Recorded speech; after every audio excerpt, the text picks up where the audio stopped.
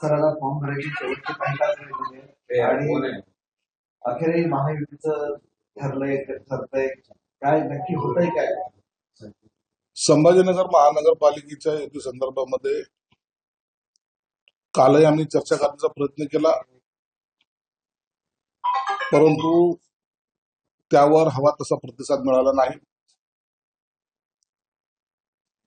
मध्यरात्रीच्या वेळेला काही पॉझिटिव्ह प्रस्ताव ते पाठवतात असं त्यांनी सांगितलंय. आम्हीही त्यांच्या प्रस्तावाची वाट पाहतोय आणि तो आल्यानंतर आम्ही पहिल्या दिवसापासून सांगतो की आम्हाला माहितीमध्ये जागा लढायच्या आहेत.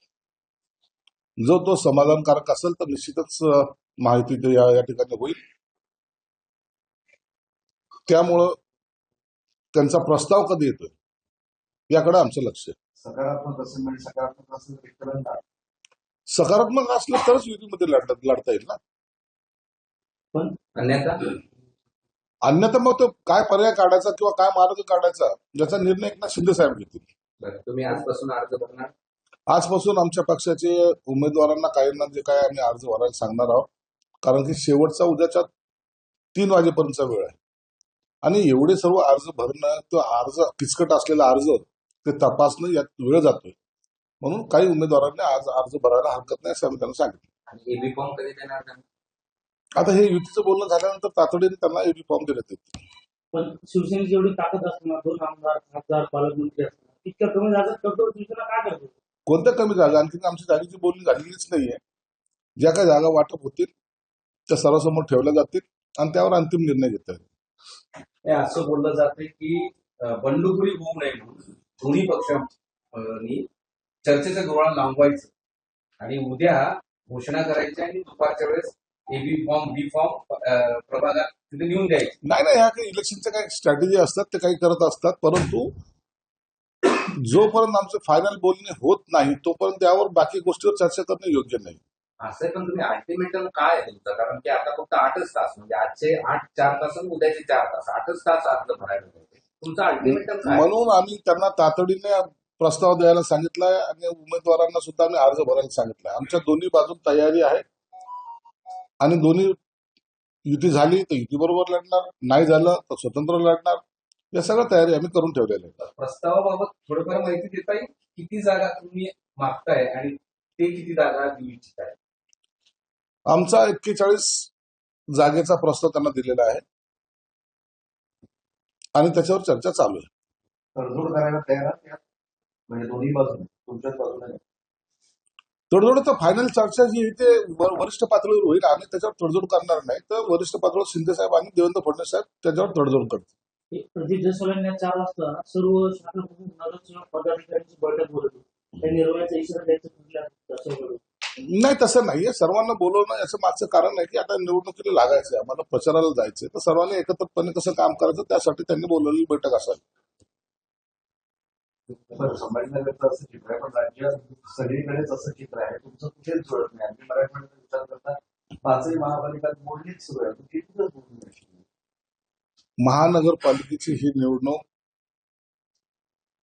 5-7 वर्षाच्या कालखंडानंतर आलेली आहे. प्रत्येक कार्यकर्त्याला ही निवडणूक लढवायची आहे. त्या पद्धतीने त्यांनी तयारी केलेली आहे. मग त्या कार्यकर्त्याला नाराज करणं किंवा खुश करणं यामध्ये जो काही वेळ जातो, त्यामुळे ह्या माहितीचे बोलणी थोडेसे लांब पडत आहेत.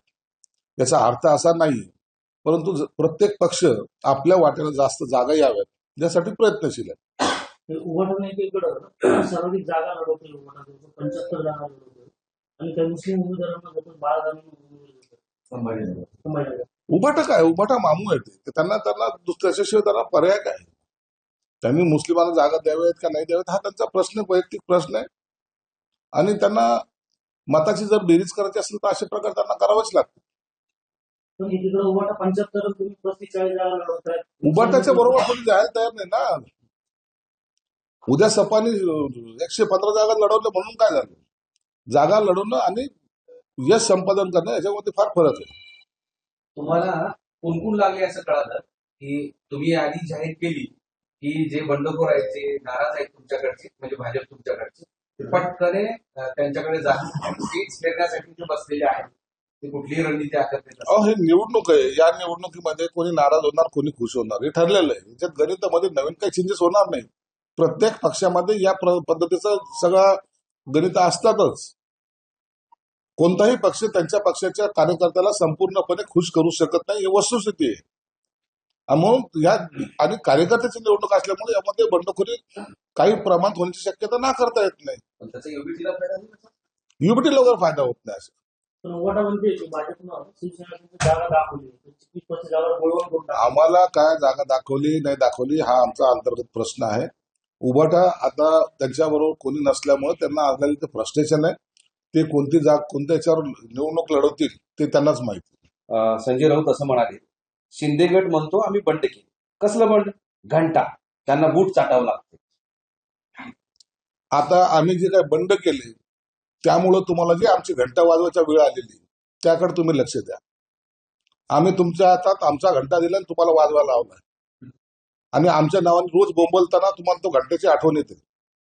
शिंदे साहेबाचा घंटा टंग असं म्हणून तुम्ही आमच्या घंट्याची चिंता आता तुम्हाला जास्त पडलेली. शिंदे गटामध्ये ठाण्यामध्ये राजीनामा सत्र सुरू आहे. हे आता 1857चं बंड आहे का? पानिपताचा युद्ध कुठं, हे बंड कुठं, यांच्या डोक्यावर झालेला परिणाम आहे. डोक्यावर पडलेली लोक इथे. आता यांना तर काही दुसरं सुचानाच. इतिहास काय सांगतील आणि कसा सांगतील हे नवीन इतिहास जन्माला घालणारे हे लोक आहेत. म्हणून आता येणारा पुढचा इतिहास आहे ना तो एवढा भयानक असेल.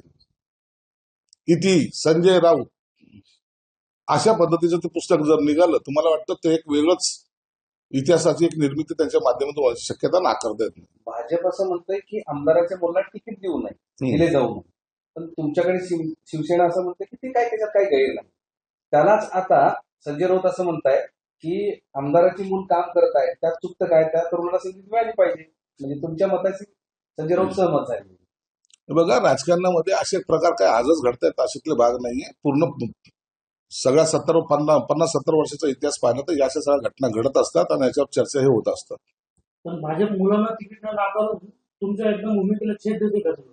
तर काय तुमच्याकडे मुलांच्या भाजपने काय भूमिका घ्यावी हा त्याच्या पक्षाचा प्रश्न आहे. त्यावर आम्ही भाष्य करणार नाही. परंतु अशा पद्धतीने एकदमच कुणाचं तिकीट नाकारणं हे सुद्धा योग्य नाही.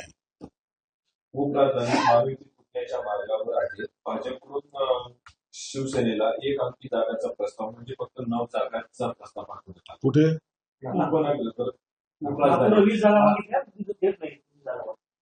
मग नसेल तर त्या टायमाला ते एकनाथ शिंदे साहेब निर्णय घेतील. असंही होणार नाही की आम्ही एकदम कमजोर आहोत किंवा काय आहोत अशा प्रकारचा भाग नाही. ज्या ठिकाणी लढायची ताकद आहे त्या ठिकाणी आम्ही लढणार. अखेर राष्ट्रवादी काँग्रेसचे दोन्ही गट पुणे पिंपरीचे जवळ एकत्र आले आणि तुम्हाला दंड चुकवला. ते एकत्र आले त्याचा कोणालाही आनंद किंवा आश्चर्य वाटण्यासारखं काही नाही.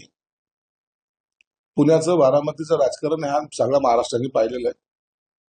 म्हणून नवीन काही चमत्कार घडला असं आम्ही मानायला तयार नाही. ओके. राज ठाकरेंनी आता असं म्हटलंय की त्यांच्याकडे ईव्हीएम आणि मोदी आहेत त्यामुळे त्यांना वाद. आता ईव्हीएम म्हणायचं, मोदी म्हणायचं, नंतर पैशाचा वाटप म्हणायचं, या आता सगळ्या तुम्ही जे काही बोलतायत ना त्याला लोक आता कंटाळलेले. तुमची शक्ती कमी झाली हे तुम्ही मान्य करायला तयारच नाही. म्हणून आता अशा प्रकारे वक्तव्य करून मतदार काहीतरी तुमच्या बाजूने कळेल अशी शक्यता कुठेही दूरपर्यंत नाही. म्हणून आता या वक्तव्याला लोक एक मजाकीचा विषय म्हणून पाहतात. हे सांस्कृतिक मैदान बुक करून टाकलेले 5 दिवस. आता ते उबाटाच्या 5 दिवस मोठमोठ्या सभा तिथं होणार आहेत ना. प्रचंड जाहीर सभा त्यांच्या 5 दिवस होणार आहेत. उद्धव ठाकरे सभा होणार. हो ते पण सभा घेणार. आणखी कोण संजय राऊतची एक मोठी वेगळी सभा होणार आहे. त्याच्यानंतर त्यांच्या प्रवक्ते जे आहेत त्यांची मोठी सभा होणार आहे. म्हणजे गर्दी तुफान गर्दी सांस्कृतिक मंडळावर होणार आहे. हे सगळं आमच्या संभाजीनगरला एक वेगळी पर्वणी असणार. म्हणून 6 दिवस आम्ही सुद्धा त्या सभेची वाट पाहतोय. शक्य झालं तर आम्ही पण जायचा प्रयत्न करू. त्यांनी तुम्हाला चॅलेंज केलंय त्या एवढ्या दिवसांपैकी एक दिवस आम्ही तुम्हालाही देतो. आणि आम्हाला नका चॅलेंज करू. आम्ही लय कमजोर लोक आहोत. तुमची ताकद जास्त आहे ना. घ्या तर 6 दिवस सभा घ्या. आम्हाला नको सांस्कृतिक सभा. मातोश्रीवर तिकीट वाटपावून नाराज नाट्य पाहायला मिळालं.